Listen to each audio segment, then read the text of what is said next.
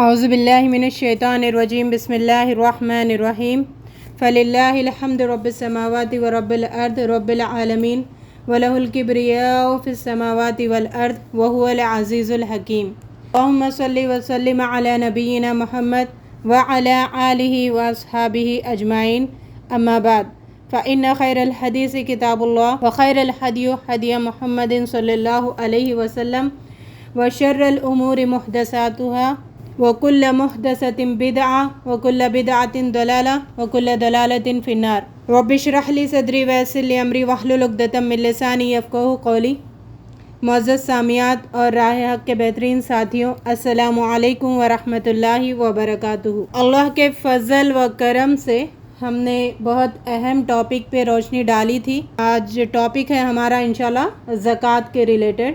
اس topic کو سمجھنے کے لیے 11 ٹاپکس کو سمجھیں گے انشاءاللہ، تاکہ اس کے ریلیٹڈ ایک جو عام مسلمان کو نالج ہونا چاہیے وہ سب اکٹھا ہو جائے۔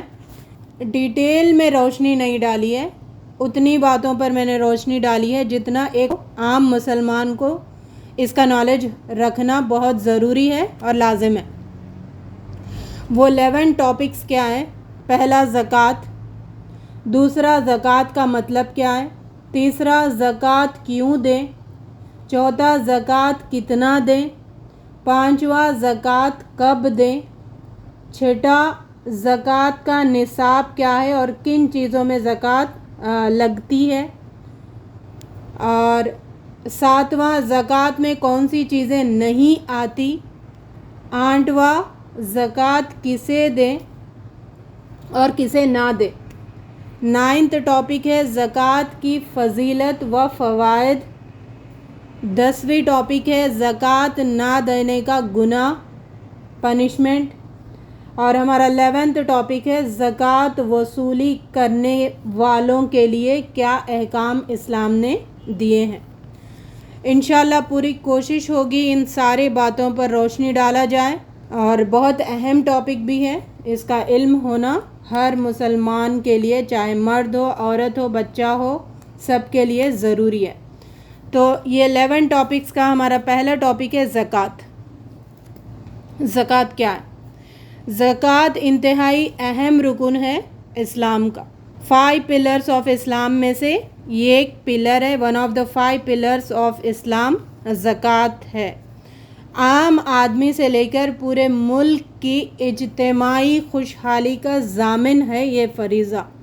سارے لوگ، انفرادی اور اجتماعی، فرد سے لے کر سارے ملک تک کے لیے فائدہ ہوتا ہے اس فریضے سے، اور کثیر الفوائد عمل ہے، بہت زیادہ فائدے اس میں موجود ہیں جو دین کی تکمیل اور تقرب الہی یعنی اللہ کے قریب کرنے کا ایک ذریعہ ہے۔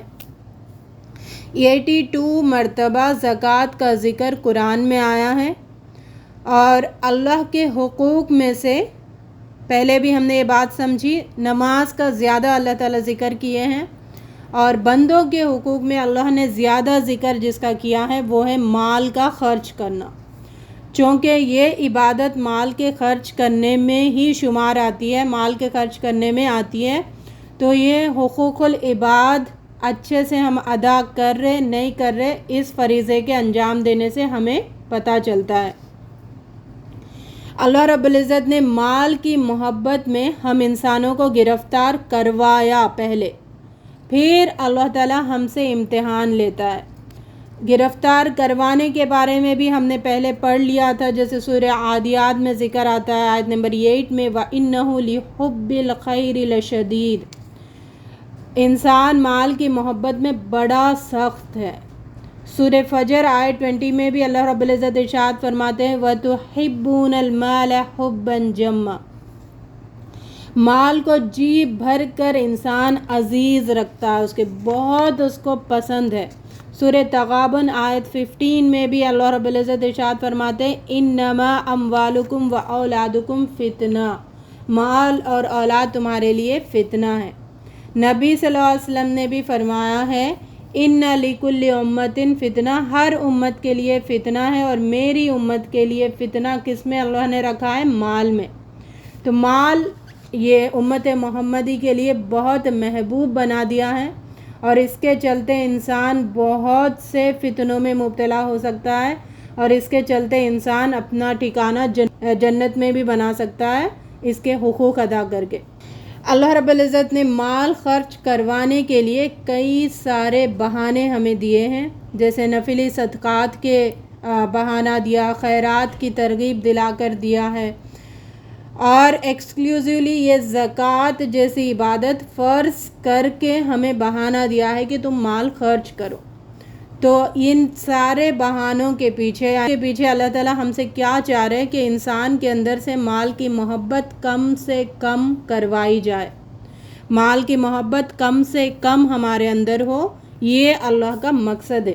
لیکن یاد رکھیں مال کی محبت بہت اللہ تعالیٰ نے ڈال دی ہے، لیکن چاہ رہے کیا؟ کم کرنا۔ یہی تو ٹیسٹ ہے، اور اسی لیے تو ہم دنیا میں بھیجے گئے۔ کم سے کم محبت اگر ہوگی تو انسان کا کردار اعلیٰ ہوگا، عرفہ ہوگا، اس کے اندر ایثار و قربانی کا جذبہ پیدا ہوگا، احسان کرنے کا اور سخاوت کرنے کا مادہ پھوٹے گا، ہمدردی اس کے اندر پیدا ہوگی، غم خواری پیدا ہوگی، نرم دلی پیدا ہوگی، محبت پیدا ہوگی، بھائی چارگی پیدا ہوگی۔ یہ سارے جو اچھے جذبات ہیں، پازیٹیو جذبات ہیں، وہ سب مال خرچ کرنے سے، ایک دوسرے کو دینے سے انسان کے اندر پیدا ہوتے ہیں، اور انہی کوالٹیز سے لبریز مومنوں کے لیے اللہ تعالیٰ نے جنت تیار کر رکھی ہے۔ اس بات کو بھی ہمیں اچھی طرح سمجھ لینا چاہیے۔ اچھا، ایک مثال دیکھیں، ایک تصور کریں، اسلام ایک سانچہ ہے، اسلام ایک سانچہ ہے، اس سانچے سے جس بندے کو گزرنا ہوتا ہے، پھر وہ ایمان والا یعنی اس کیریکٹر والا بن کے نکلنا پڑتا ہے۔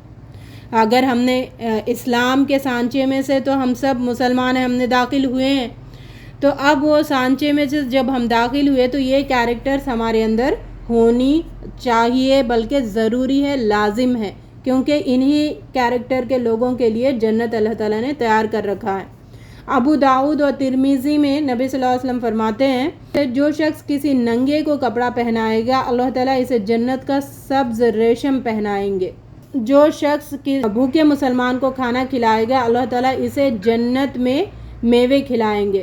جو شخص کسی پیاسے مسلمان کو پانی پلائے گا، اللہ تعالیٰ اسے جنت میں عمدہ شراب پلائیں گے۔ یہ سارے ریوارڈز ہیں، یعنی دنیا میں جتنا آپ مال خرچ کرو، پیسہ کھلاؤ پلاؤ پہناؤ، کچھ بھی کرو، خرچ کرو، تو اس سے بہتر طور پر اللہ تعالیٰ جنت میں دیں گے۔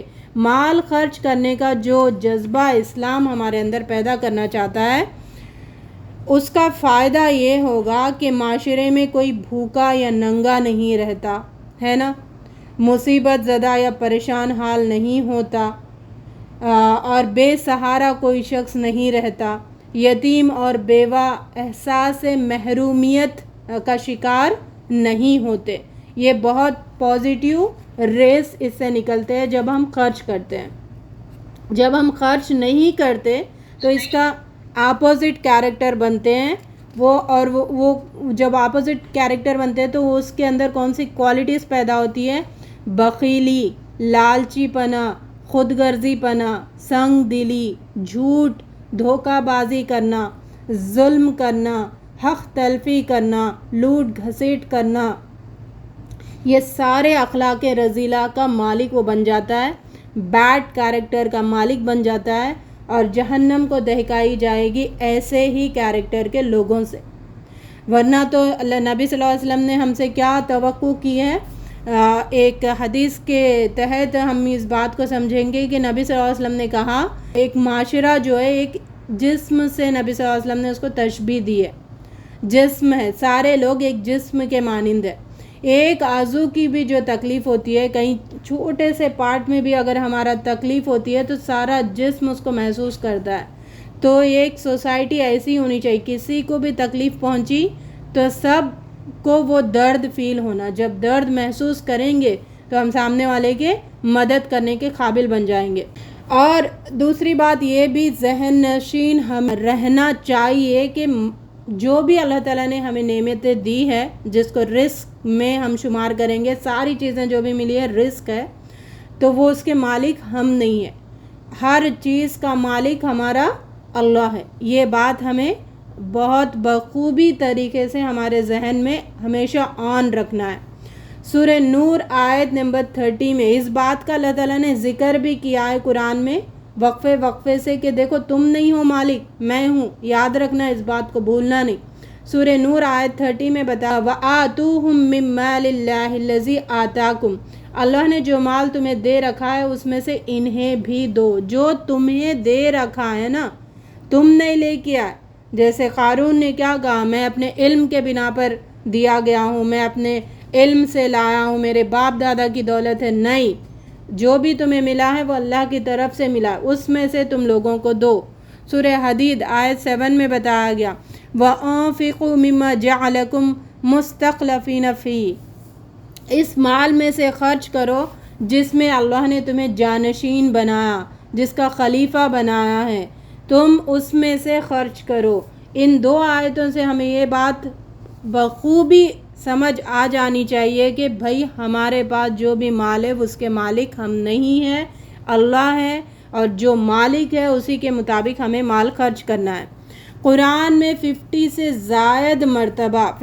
زیادہ مرتبہ اللہ تعالیٰ نے رزقناہم، رزقہم، رزقناکم، رزقکم کہہ کر یہ بات بتائی بار بار کہ دیکھو میں نے تمہیں دیا ہے، یہ مال دولت میں نے تمہیں دی ہے، اس کا مالک میں ہوں.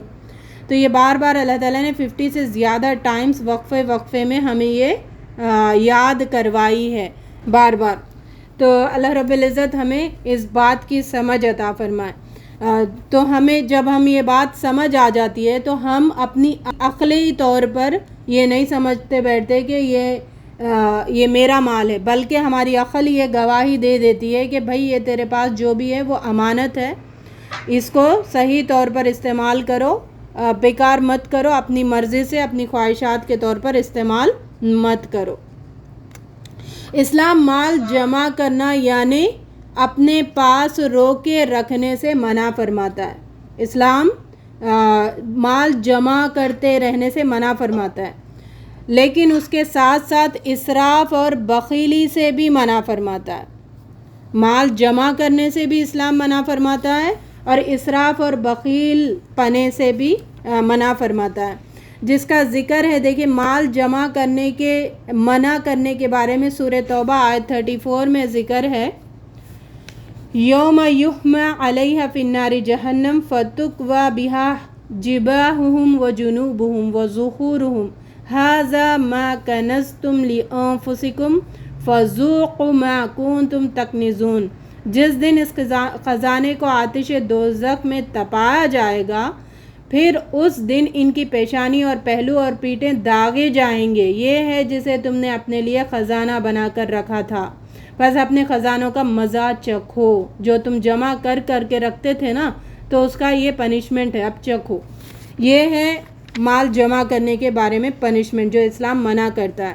دوسرا، اسراف اور بخیلی سے بھی اسلام منع کرتا ہے، جس کا ذکر آتا ہے سورہ فرقان آیت نمبر 67 میں والذین اذا انفقوا لم یسرفوا ولم یقتروا وکان بین ذلک قواما.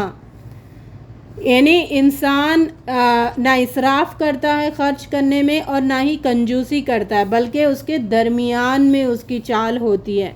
ان دو آیتوں کو اس حدیث سے ہم سمجھیں گے. کون سی حدیث ہے؟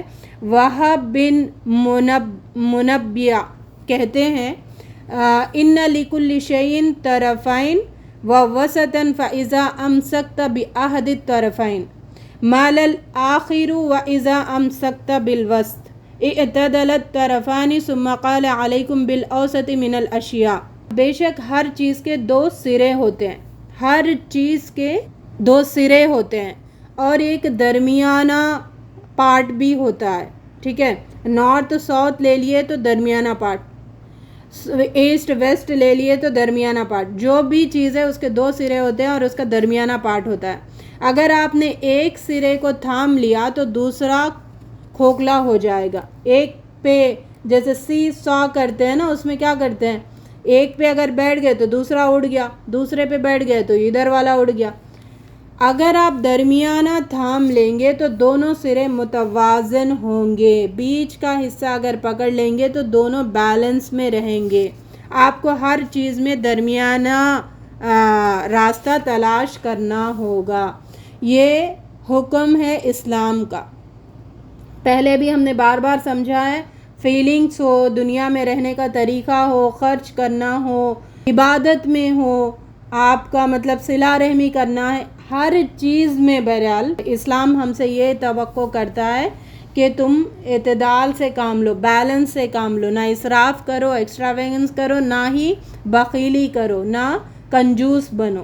ٹھیک ہے، تو یہ تھا زکوٰۃ کے ریلیٹڈ مختصر باتیں۔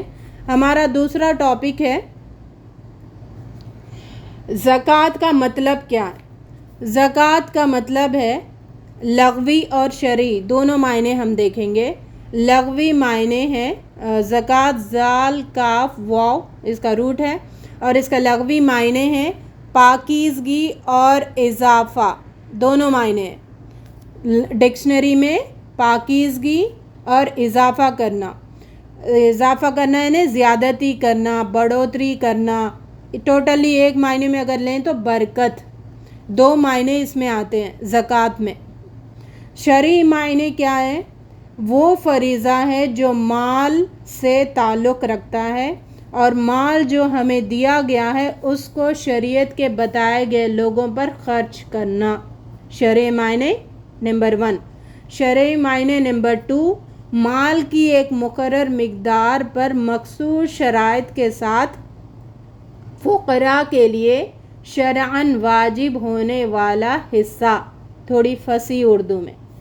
شرعی معنی نمبر 3، مال کا وہ حصہ جسے مالدار صاحب نصاب شریعت کے حکم کے مطابق راہ خدا میں نکالتا ہے۔ شرعی معنی نمبر 4، وہ مال ہے، یہ بہت آسان اردو میں، وہ مال ہے جو ہر صاحب استطاعت عاقل بالغ مسلمان نے ہر قمری سال میں یعنی لونار ایئر میں ایک مرتبہ اللہ کی راہ میں خرچ کرنے کو کہتے ہیں، حلال اور پاک بنانے کے لیے۔ یعنی اللہ نے جو مال دیا ہے اس کو حلال بنانے کے لیے، پاک بنانے کے لیے دیا جاتا ہے۔ اور پھر مالدار کے لیے اس کے بعد کیا ہو جاتا ہے؟ اگر وہ زکوٰۃ دینے لگ جاتا ہے تو پھر مالدار کے لیے مال کو جوڑنا جائز ہو جاتا ہے۔ جو زکوٰۃ نہیں دیتا اس کے لیے مال جوڑ کر رکھنا یا جمع کر رکھنے کی پرمیشن اسلام نہیں دیتا، لیکن آپ اگر زکوٰۃ دیتے ہو سالانہ پھر آپ کو پرمیشن ہے، مال آپ جمع کر سکتے ہو۔